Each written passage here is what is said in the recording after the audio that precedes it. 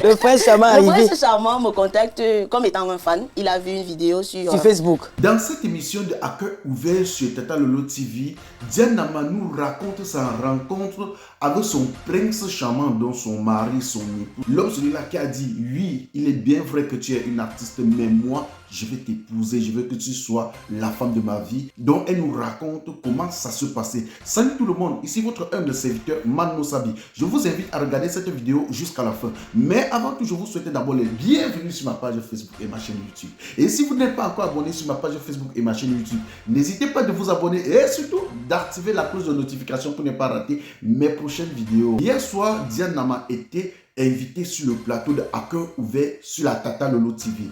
Et durant l'émission, ils ont parlé d'un peu de tout et de rien. Elle a expliqué comment son prince charmant, dont son mari, avait fait pour la draguer.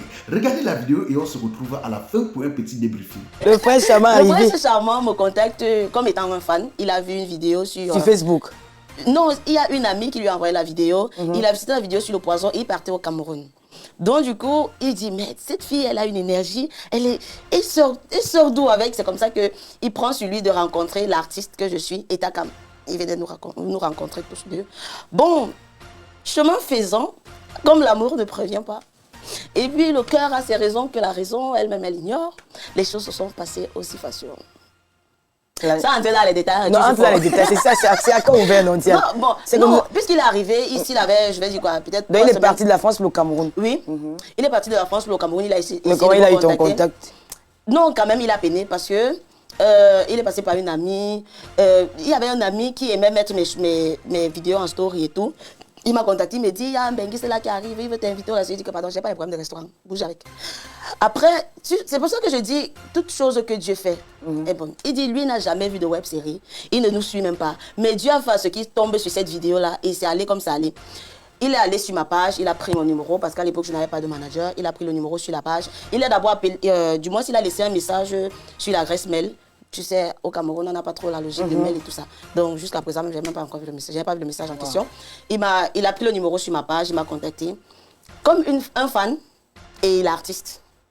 Vraiment, grave ou quoi que ce soit, non. Je pense que c'est au fil des conversations, il a vu que je suis quand même, je ne vais pas me jeter les fleurs, mais je suis quelqu'un d'ouverte, je suis quelqu'un qui a la tête sur les épaules, je sais ce que je veux. Donc au fil des conversations, et c'est quelqu'un d'intellectuel aussi, de très responsable. Il a vu, oh, ça peut matcher. Celle-ci, au-delà de l'humour, elle a quand même une matière grise. Donc ça a facilité les choses. Et ça allait comme ça. Deux intellectuels se sont croisés. Ils tombaient sur les noms comme ça. Là. Les gélats dit que là... Alors, on n'est pas aussi zéro macabre qu'on non, pas du tout. Mais oui, parce que... Et puis, c'est parti, là, oui, au Cameroun. Et puis, c'est parti. Son statut de Benguis n'a pas aussi influencé. Ça n'a pas avantagé quelque part. Non, pas vraiment, parce que... Déjà, il a essayé de me contacter pendant longtemps. J'ai tourné. Après, il m'a envoyé voilà le message qui touche quand même mon âme.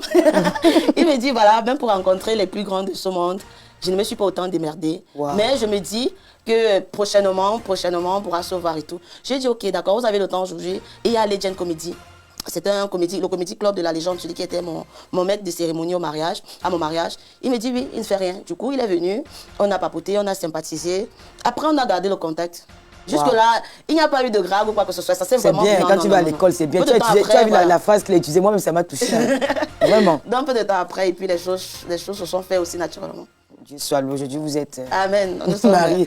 Bon. Mon pied. Ah oui, ta demande à mariage a fait rêver beaucoup de tes fans. Hein. Peux-tu nous partager un peu ce moment unique? Ma vraie demande à mariage, elle est passée inaperçue.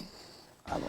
Parce qu'il faut le dire, lui et moi on se rencontre en fin février 2022. Et puis il m'invite à Dubaï pour fêter mon anniversaire en mai. Wow. En juin, le 9 juin 2022. Oui, 6 mois moins de 6 mois. Il me fait la demande en mariage. Je ne l'ai pas publié. Je n'ai pas mis sur un réseau social, même pas sur WhatsApp. Je me suis dit, comme les benguistes sont spécialistes dans les toquepotes et les demandes à mariage, et les demandes à mariage stériles là, il ne faudrait pas que, moi j'ai déjà un nom, j'ai une réputation, il ne faudrait pas que j'affiche quelque chose et puis ça ne marche pas. Suite. Donc, c'est resté comme ça, inaperçu, depuis 2022. Après, je suis venue en France en août 2022. Tu vois que les choses se sont passées tellement vite. En moins de 6 mois. Si on me disait en janvier 2022 que j'allais être en France, j'allais dire avant. J'avais même pas 3. Donc du coup, C'est en 2023, le jour de mon anniversaire, il organise un anniversaire surprise, autant pour moi, un anniversaire surprise avec mes proches et tout, qu'il réitère sa demande en mariage. Parce qu'il avait déjà fait. Donc il a fait ça maintenant publiquement, tout le monde. Donc les gens, moi-même je n'ai pas publié, ce sont des invités qui ont publié parce que moi avec ma vie privée c'est un peu... Mais là, je n'ai pas trouvé d'inconvénient parce qu'on avait déjà le programme de mariage, ça veut dire qu'il y avait quand même de fortes chances que ça marche. Donc j'ai dit ok. Mais la vraie demande en mariage c'est passé à huis clos. Ok. Être une femme mariée et une humoriste dans le monde parfois compliqué, comment arrives-tu à jongler entre les deux rôles? Je dirais déjà que le choix du partenaire est très important. Trouver quelqu'un qui accepte épouser une artiste et donne cette liberté à cet artiste-là de toujours se mouvoir et d'égayer. Du moins, s'il épouse la femme, il n'emprisonne pas l'artiste. J'ai eu quand même cette grâce-là parce que mon mari me permet quand même de m'épanouir. Parce que pour moi, c'est quelque chose que j'aime faire. J'aime égayer, j'aime être de bonne humeur, donc il ne me comprime pas. Après, c'est une question aussi de restructuration, de programmation. Tu sais, en toute chose, il faut faire la part des choses. Je sais qu'ici, là, je suis Diane Nama. Après, je suis Madame Bounia. Et il y a des heures, par exemple, il y a des choses que je ne peux pas me permettre en tant que femme mariée, en tant qu'épouse. Il y a des choses que même si mon métier me permet de le faire, mais je prends quand même compte de ma condition de femme mariée. Et puis, je demande son avis, qui est lui plutôt clair et très, très éclairé par rapport à moi. Il me dit, bon, au lieu de faire ci, il faut faire ça. Mais il a épousé la femme, il a laissé l'artiste se mouvoir. J'espère que vous avez très bien écouté cette interview de Diane Nama sur la Tata Lolo TV à l'émission À cœur ouvert. Voilà.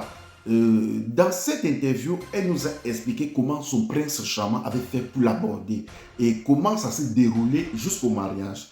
Et d'après moi, je me dis que c'est une très très bonne personne. C'est une personne qui sait ce qu'elle veut. Donc Diane Nama, c'est une personne qui sait ce qu'elle veut. Voilà pourquoi on nous dit souvent qu'il ne suffit pas seulement d'aller à l'école, mais il suffit d'aller à l'école et la mettre en pratique. C'est-à-dire, lorsque tu es sage et tu es intelligent, ça serait très très difficile pour toi d'échouer quelque part, que ce soit dans la vie professionnelle, dans la vie maritale, en bref, dans tout ce que tu vas faire.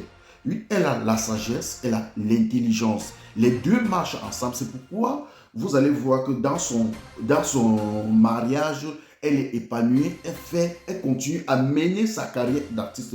Vous allez remarquer que beaucoup de femmes artistes, quand elles partent en mariage, une fois arrivées dans son foyer, la carrière s'arrête d'abord pour un bout de temps. Pourquoi? Parce qu'il y a la pression du mariage, il y a la pression. Et nous, les hommes de nature, nous sommes des personnes très très jaloux. Quand tu vois comment ta femme fréquente trop un homme, peut-être si elle est artiste et elle fréquente trop un homme artiste, tu dois commencer à te faire des idées. Mais il faut te poser la question. Pourquoi les deux se fréquentent? Est-ce que c'est pour le boulot? Mais si c'est pour le boulot, oui, il faut laisser ta femme continuer avec son boulot. Elle a bien expliqué que son mari a épousé la femme Diane Nama et a laissé l'artiste en liberté. Ça veut dire que son mari sait faire la part des choses. Son mari sait lui dire que demain tu dois aller faire un tournage. Son mari sait l'encourager dans son boulot. D'ailleurs, c'est pourquoi la plupart du temps, elle est entre deux avions, en train d'aller faire ses spectacles dans d'autres pays, en train d'aller tourner, en train d'aller... Et moi, je trouve que tout cela a été préparé depuis le départ, depuis le début de leur relation, avant le mariage même. C'est-à-dire, elle a fait comprendre à son mari que moi, je suis une artiste et je ne veux pas qu'après notre mariage, j'abandonne ma carrière. Et son mari étant un intellectuel, quelqu'un qui sait aussi ce qu'il veut, quelqu'un qui sait faire confiance à sa femme, il a dit oui, je vais te laisser continuer avec ton boulot. C'était votre humble serviteur Mano Sabi, l'enfant béni de Dieu. Partagez la vidéo au maximum et rendez-vous pour une nouvelle vidéo si prête à Dieu. On s'appelle Stéphane. Allez sur Play Store ou App Store, téléchargez votre application. Tap tap. TapTapSense. TapTapSense qui est comme une application pour envoyer de l'argent en Afrique sans toutefois vous déplacer. C'est-à-dire avec TapTapSense, vous n'avez plus besoin de vous déplacer, aller dans les banques ou dans les microfinances pour envoyer de l'argent en Afrique. Avec TapTapSense, il suffit juste de télécharger l'application dans votre téléphone, paramétrer, et quand vous paramétrez lors de votre premier envoi, utilisez mon code promo qui est NOSABI. Voilà comment NOSABI s'écrit. NOSABY, tout en majuscule. C'est le meilleur code promo de TapTapSense. Et lorsque tu utilises mon code promo NOSABI pour ton premier envoi, si tu résides en Europe, tu dois bénéficier de 5 euros. C'est-à-dire, je vais te donner 5 euros, 5 euros. Et si tu résides du côté des États-Unis ou au Canada, tu dois bénéficier de 10 dollars. C'est-à-dire que moi, je vais te donner 10 dollars, 10 dollars pour. Voilà, avec TapTapSense, vous pouvez envoyer n'importe quelle somme d'argent à 2 euros seulement. Même si c'est 1 milliard, 200 millions, 200, c'est 2 euros seulement. C'est mon direct, je fais avec mon téléphone, c'est mon direct, je fais avec mon iPhone, c'est mon direct, je fais avec mon téléphone, c'est mon direct, je fais avec mon iPad. Si ça te plaît, pardon, il faut liker. Si ça te plaît, pardon, envoie-moi les cœurs. Si ça te plaît, pardon, il faut partager. Mais ça te plaît pas, pardon, dégage de mon direct. C'est mon direct, je fais avec mon téléphone. C'est mon direct, je fais avec mon iPhone. C'est mon direct, je fais avec mon téléphone. C'est mon direct, je fais avec mon iPad. Écoutez mes fans, ce n'est pas un clash. Je fais mon direct sur mon mur Facebook. Quelqu'un vient au lieu de sourire tranquillement ou encore de passer son chemin, il se met à m'insulter. Il est allé jusqu'à insulter mes parents. Quand la personne m'insulte, on dirait que c'est lui qui me donne le crédit de communication ou encore les mégabits pour naviguer sur internet. Quand il m'insulte, on dirait que moi je l'ai invité sur mon direct. Moi je lui ai alors demandé que... Toi c'est qui? Tu es qui? Tu es un King Kong? Toi c'est qui? Tu es qui? Tu es un King Kong?